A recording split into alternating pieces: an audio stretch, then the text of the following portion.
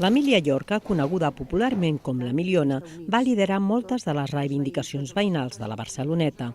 Va morir el 2009 en un accident de trànsit. En reconeixement al seu activisme, el carrer de l'Almirall Aixada passarà a dir-se d'Emília Llorca.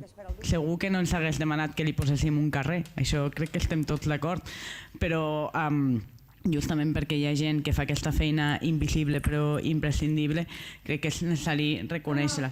Amb el canvi de nom es posa fi a la campanya engegada fa anys per un grup de veïns de la Barceloneta. Molt contenta, perquè s'ho mereix, perquè ha batallat amb els altres companys, la seva família ha batallat molt pel barri. Era una cosa que volien aconseguir i ho hem aconseguit, i d'alegria i de tot. Aquesta nit no podia dormir.